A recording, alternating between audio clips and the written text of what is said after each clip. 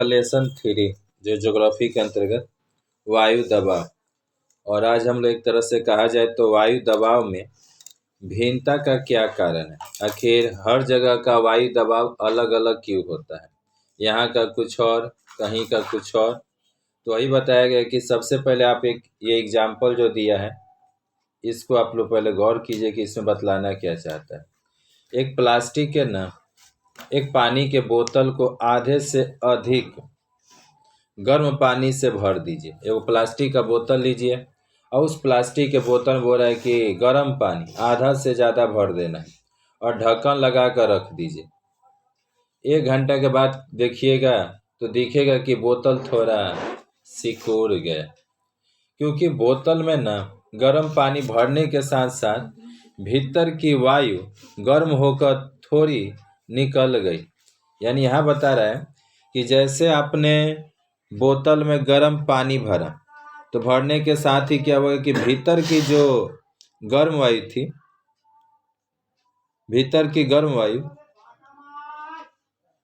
की वायु गर्म होकर थोड़ी निकल गई और शेष वायु 1 घंटे में ठंडी हो गई। फिर से यहाँ समझिए थोड़ा कि एक बोतल लिए और उस बोतल में बताया गया है कि आपको क्या करना है कि गर्म पानी भरना है, आधा से अधिक भर देना है। और जैसे भरिएगा तो गर्म पानी भरने के साथ ही भीतर की जो वायु होगी वो गर्म होकर और थोड़ी निकल गई और शेष वायु 1 घंटे में ठंडी हो गई। जो बाकी वायु था वो 1 घंटा में ठंडा हो गया और वायु दबाव कम हो गया। ठीक। और बताया जाता है कि ऐसे में बाहर वायु दबाव बढ़ जाने के कारण उसके दबाव से क्षेत्रफल पिचक और सिकुड़ गया। यानी भीतर में जो हो गया वायु दबाव हो गया कम, भीतर में बोतल के भीतर में हो गया वायु दबाव कम और बाहर में जो वायुमंडलीय दबाव है वो हो गया ज़्यादा, जिसके चलते दोनों के आपस में टकराने से बोतल पर इफेक्ट पड़ा, वह सिकुड़ गया। अब आइएगा तो यहाँ देखिएगा, अब आपका शुरुआत हो रहा है कि वायु में भिन्नता का क्या कारण है। तो हवा के तापमान में परिवर्तन के कारण, जैसे जैसे हवा में बता रहे कि हवा के तापमान में परिवर्तन के कारण हवा का जो आयतन और घनत्व में भी परिवर्तन देखने को मिलेगा। जैसे हवा गर्म होगा तो उसका आयतन मतलब फैलना, घनत्व मतलब घाना, ये दोनों चीज में देखने को मिलेगा। हवा के गर्म होने से उसके अणु गतिशील हो जाते हैं। जैसे हवा गर्म हुआ तो हवा के अंदर में जो अणु होंगे ना वो सब गतिशील हो जाएगा और एक दूसरे से दूर जाने लगते हैं। यानी कि गर्म होने पर क्या होगा, जो भी एक तरह से मॉलिक्यूल्स है, जो भी अणु है, वो सब अलग अलग हो जाएगा और जैसे ही ठंडा होगा तो सब सिकुड़ जाएगा। यही यहाँ पर आपको मिलेगा कुछ पढ़ने को। तो यहाँ बोला कि हवा के गर्म होने से उसके जो अणु होते हैं वो गतिशील हो जाते हैं और एक दूसरे से दूर जाने लगते हैं। और इसी प्रकार गर्म हवा हल्की होकर ऊपर उठने लगती है। अब देखो गर्म हुआ तो सब क्या हो गया था, अलग अलग। गर्म होने से जितने भी उसके अणु थे हवा के सब अलग अलग हो गए और अलग होने से सब ऊपर चले गए और हवा का जो घनत्व हो गया नीचे में वो कम हो गया। निर्दिष्ट आयतन के हवाओं के अणुओं की संख्या कम हो जाती है। और यहाँ बताया जाता है कि निर्दिष्ट आयतन के हवा के अणुओं की संख्या कम हो जाती है और हवा का दबाव भी कम हो जाता है। यानी नीचे में हवा सब तो चला गया ऊपर, घनत्व भी कम हो गया। इसके साथ साथ कहा जाए तो अणुओं की संख्या भी कम हो गया और जिसके चलते आपका दबाव भी कम हो जाता है, क्योंकि सारे हवा तो ऊपर चले गए। और हवा ठंडी होने पर संकुचित होते। अभी हम लोग पढ़े कि गर्म होने पर अणु फैल जाते हैं, यानी हवा फैल जाता है। और वही एक तरह से कहा जाए तो ठंडा होने पर हवा के जितने भी अणु हैं वो सभी एक तरह से कहा जाए संकुचित यानी सिकुड़ जाते हैं। और सिकुड़ने से क्या होता है कि घनत्व बढ़ जाएगा, घना हो जाएगा और इसी के चलते हवा का दबाव भी बढ़ जाता है। यानी कि एक तरह से कहा जाए ज़्यादा घाना होने से क्या होगा, दबाव प्रेशर बढ़, जैसे इसी रूम में कहा जाए अगर ज़्यादा लड़का आ जाए लो तो प्रेशर हो जाएगा, दबाव बढ़ने लगे, कैसे बैठे कैसे ना बैठे। और वही अगर मानो कि कम रहेगा तो आराम से बैठिए, जैसे कोई दिक्कत नहीं। तो यहाँ पर हवा के गर्म होने से क्या हो गया, हवा के गर्म होने से एक तरह से कहा जाए जो हमने पढ़ा कि हवा के गर्म होने से जो अणु होते हैं वो फैलते हैं, फैलने के साथ ही ऊपर चले जाते हैं, जिससे कि मतलब घनत्व तो भी कम हो गया, दबाव भी कम हो गया।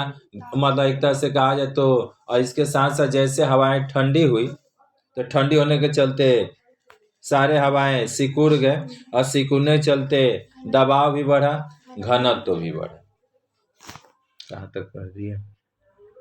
और इसी के चलते हवा का दबाव भी बढ़ जाता है। इसीलिए शीतल मरु अंचल में वायु दाब और उच्च, यानी इसीलिए बता रहा है कि इसीलिए शीतल मरु अंचल में, शीतल मतलब ठंडा, मरु अंचल में एक तरह से वायु दाब और उच्च उष्ण निरक्षीय भूमीय जलवायु अंचल में वायु दाब कम होता है। यानी सिंपल भाषा में कहा तो इससे हमको यही समझने में मिल रहा है कि जो शीतल अंचल में क्या होगा, वायु दाब ज्यादा होगा। शीतल मतलब क्या, ठंडा, तो ठंडा के भी क्या होगा, अपोजिट बोला, ठंडा वाला में क्या होगा, वायु दाब आपका ज्यादा होगा, सिकुड़ने चलते ज्यादा हो गया। और वही भूमध्य रेखीय यानी जहाँ पर ज्यादा गर्मी पड़ता है वहां पर हो जाए, ज्यादा गर्मी के चक्कर में दबाव हो गया कम। एक दूसरे का अपोजिट जाइए। यहाँ पर आप देखिएगा कि पृथ्वी के, थोड़ा सा इसमें पढ़ देते, क्या आप जानते हैं ऊंचे पर्वतीय क्षेत्रों में, यानी ऊंचे ऊंचे पर्वतीय क्षेत्रों में अथवा अधिक ऊंचाई पर वायु का परिमाण काफी कम होने के कारण, जैसे जैसे मानो कि ऊंचे क्षेत्र में बता रहा है कि ऊंचे क्षेत्र में क्या होता है कि वायु का जो परिमाण होता है ना, काफी कम होने के कारण ऑक्सीजन का परिमाण भी कम हो जाता है। पर्वतीय क्षेत्र में एक तरह से कहा जाए तो वायु की मात्रा कम, और वायु की मात्रा कम होने से ऑक्सीजन लेने में, ऑक्सीजन का परिमाण भी कम हो गया, और इससे सांस लेने में काफ़ी कष्ट है। इसीलिए पर्वतीय क्षेत्र पर अधिकांश मतलब कहा जाए तो सांस लेने में दिक्कत होता है। और इसी कारण जो पर्वतारोही जो पर्वत पर चढ़ने का कार्य करते हैं वो अपने साथ ऑक्सीजन का सिलेंडर लेकर चलते हैं। पीछे देख लीजिएगा, वहाँ हुआ, पानी के अंदर हुआ, समुद्र में। यहाँ बताया गया कि पृथ्वी के गुरुत्वाकर्षण और उत्तरी हवा के स्तर के प्रबल दबाव के चलते, यानी पृथ्वी में तो गुरुत्वाकर्षण शक्ति है, और उत्तरी हवा के स्तर के प्रबल दबाव के चलते हवा के अणु भू स्तर के नजदीक ज्यादा मात्रा में रहते हैं। यानी यहाँ बताया पृथ्वी में अपनी आकर्षण शक्ति है, और उत्तरी हवा के स्तर के दबाव के चलते, प्रबल मतलब कि ज़्यादातर दबाव के चलते अधिकांश जो मतलब हवा होता है ना, सभी भू स्तरीय जो जमीन है इसी जमीन के नज़दीक रहते हैं। जो हमने पहले भी आपको बताया कि अधिकांश हवा यही भटकता हुआ दिखाई देता है, और जितना ऊपर की तरफ जाएंगे वो उतना एक दूसरे से दूर चले जाते हैं। जैसे सारा अधिकांश हवा यहीं पर है, और जैसे जैसे ऊपर जाइएगा उतना वैसे वैसे वो लोग दूर होते चला जाता है। जैसे कि पिक्चर में हमने आपको दिखाया भी कि पिक्चर में क्या दिखा रहा है कि नीचे में सारे हवाएं एक दूसरे से मतलब कहा जाए तो सब एक दूसरे के समीप है, पर जैसे ऊपर ऊपर में ये जा रहे हैं तो सब एक दूसरे से जुदा हो जा रहे हैं। और यहाँ ये भी बताया गया है कि जमीन के ऊंचाई बढ़ने के साथ साथ हवा का घनत्व तो कम हो जाता है। जैसे जैसे आप ऊपर में जाइएगा तो हवा का घनत्व मतलब कहा जाए तो घाना, ये कम होता चला। यानी देखो नीचे में कितना घाना है, पूरा बिंदु बिंदु दिखाई दे रहा होगा, और जैसे ऊपर में जाइएगा तो कुछ कम उसकी तुलना में।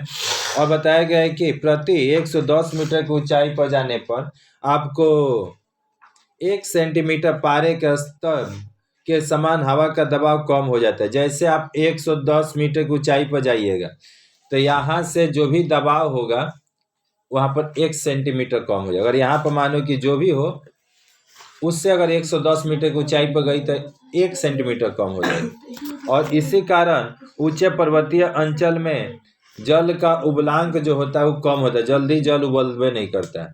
और हवा का दबाव कम होने से जल 100 डिग्री सेल्सियस से कम तापमान पर उबलना, हवा का दबाव कम होने से, हवा का दबाव बताया तो ऊपर में कम होने से 100 डिग्री से कम तापमान पर भी उबलना शुरू कर देता है, जिसके कारण किसी भी चीज को पकने में देर लगती है।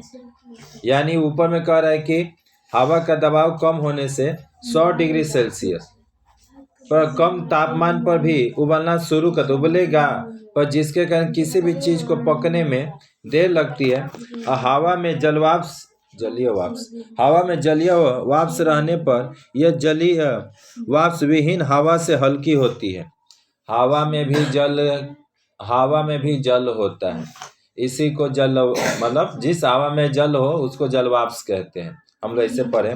तो हवा में जलीय वाष्प रहने पर यह जलीय वाष्प विहीन हवा से हल्की होती है, मतलब हल्का से भी ये जो जल के हवा के अंदर में जो जल है वो हवा से भी हल्का होता है, इसलिए दबाव भी कम हो जाता है। और वह जलीय वाष्प के हवा के साथ मिलने से जो निम्न दबाव तैयार हो जाता है। हवा का दबाव कम हो जाता है, जिसके फलस्वरूप मौसम खराब होकर आंधी और बारिश होने लगती है। और जलीय वाष्प के अभाव में, यानी कि अगर हवा में जल वाष्प नहीं है, जिसके चलते हवा के ज़्यादा भारी होने के कारण उच्च दबाव तैयार होता है। यहाँ पर एक एग्जाम्पल दिया है कि एगो लट्टू ले लो, या गेंद को घुमाने के बाद उस पर एक छोटा कागज या गोल गेंद फेंककर कागज का गेंद छिटक कर दूर चला जाता है। बोल रहे कि एगो लट्टू लीजिए या गेंद लीजिए, उसको घुमाइए और घुमाने के बाद उस पर एक छोटा कागज का गोला फेंककर यह कागज का गेंद छिटक कर दूर गिर जाता है। कहने का मतलब क्या है जी कि वो लट्टू लेंगे या वो गेंद लेंगे और उसको घुमाने के बाद उस पर एक छोटा सा कागज का गोल गेंद बोला है, कागज का गोल गेंद फेंकने पर वो जो कागज का गेंद है ना, लट्टू पर फेंकी हो और वो छिटक कर बता रहे गेंद कागज का जो गेंद है वो दूर जाके कहीं गिर जाता है। और ठीक इसी प्रकार पृथ्वी के आवर्तन गति के कारण भी पृथ्वी के वायुमंडल की वायु बाहर की तरफ छिटक जाती है, यानी पृथ्वी उस समय अपनी घूमती है और उस पर जैसे हवा पड़ते हैं तो उनको भी कहीं दूर तक फेंक देता है, पास आने नहीं देता। और बताया तो छिटक जाती है। और भूमध्य रेखा के आसपास के अंचलों में तो आवर्तन का वेग सबसे ज़्यादा होता है, और सबसे ज़्यादा होने के चलते वहाँ पर वायु भी काफ़ी दूर दूर जाएगी, जिसके फलस्वरूप क्षेत्र की वायु दोनों ध्रुवों की तरफ छिटक जाती है, यानी दोनों तरफ गिर जाता है। और इसी प्रकार भूमध्यरेखीय क्षेत्र में निरंतर दाब तैयार होते रहता है और दोनों ध्रुवीय अंचल में उच्च दाब देखने को मिलता है। यहाँ पर एक पिक्चर देखिए, ये कहा जाए तो आपको दाब के बारे में दिखाया गया है, और इस दाब में दिखाया गया है कि जो बीच वाला कैसा रंग है जी, रेड को लेकर चलते हैं। तो इस रेड वाले में आप देखिएगा कि यहाँ पर ये भूमध्य रेखा है, और इस भूमध्य रेखा पर एक तरह से कहा जाए तो सूरज की जो किरणें होती है एकदम सीधी पड़ती है, और सीधी पड़ने के चक्कर में यहाँ पर क्या होगा कि यहाँ पर आपको क्या देखने को मिलेगा, सबसे ज़्यादा ताप होगा, और ताप ज़्यादा होने के चलते वहाँ पर हो गया, देखिए क्या दाब कम लिखा भी है, निम्न दाब, क्योंकि ताप वहाँ होता है ज़्यादा। फिर वहाँ से एक तरह से ऊपर में जाइएगा तो वहाँ पर दिखा रहा है कि उच्च दाब है, ये पीला वाला पट्टी दोनों तरफ, जो हाल मतलब दोनों तरफ वही है, उत्तरी और दक्षिण का दोनों का। तो यहाँ पर बता रहा है कि आपका वहाँ पर उच्च दाब है, यानी वहाँ पर ताप क्या हो सकता है, कम होगा। फिर वहाँ पर निम्न दाब है, यानी वहाँ पर आपका ताप कम होगा। निम्न दाब है यानी वहाँ ताप ज़्यादा होगा। पर आप सोच रहे कि तरह वहाँ पर एकदम उत्तरी और दक्षिणी की तरफ, आखिर ऐसे कैसे होगी, जहाँ पर सबसे ठंडा है तो ठंडा होने के चलते क्या होना चाहिए, वहाँ पर दाब को अधिक होना चाहिए, पर ऐसे हुआ क्यों, तो उसमें दिखलाता है कि दोनों तरफ का जो हवाओं के मतलब कि प्रभाव से वहाँ की जो हवाएं हैं ना वो गर्म हो जाती है दोनों तरफ से जब प्रेशर मतलब दोनों तरफ से हवाओं का जो प्रेशर पड़ेगा, जिसके चलते वहाँ की हवाएं गर्म होगी, गर्म होने के चलते वहाँ दबाव दिखा देता है कम। ये क्वेश्चन आपका समदाब रेखा कई बार ऊपर क्लास में देखने को मिलता है, और बताया जाता है कि ये चित्र के टेढ़ी मेढ़ी काली रेखाएं क्या है बताओ तो। रोज मौसम की विशेषताओं को मौसम के मानचित्र पर दिखाया जाता है कि हाँ रोजीना मौसम कैसा होगा। इस मानचित्र पर मौसम की विभिन्न विशेषताएं जैसे गर्मी के बारे में, बारिश के बारे में, हवा का दबाव, हवा की आर्द्रता दिखलाई पड़ती है। और बताया था मौसम के मानचित्र पर हवा का दबाव दिखाने के लिए एक टेढ़ी मेढ़ी वाली रेखाओं का प्रयोग किया गया। यानी मौसम का जो मानचित्र होता है ना, मैप मौसम वाला, उस पर क्या गया, हवा के दबाव को दिखाने के लिए वो टेढ़ा मेढ़ा रेखा खींचा गया है। और मानचित्र पर जिस कल्पित रेखा को, कल्पित मतलब कल्पना किया गया है, कोनो रियल में नहीं है। कभी कभी जैसे कहता लोग कि अक्षांश देशांतर, तो अक्षांश और देशांतर भी एक कल्पित रेखा है, वो भी कोनो धरती पर ऐसे करके खींचा नहीं गया। इससे मान लिया गया है कि हाँ ऐसे ऐसे होगा, पर खींचा कोई नहीं। तो कल्पित मतलब वही कल्पना किया गया।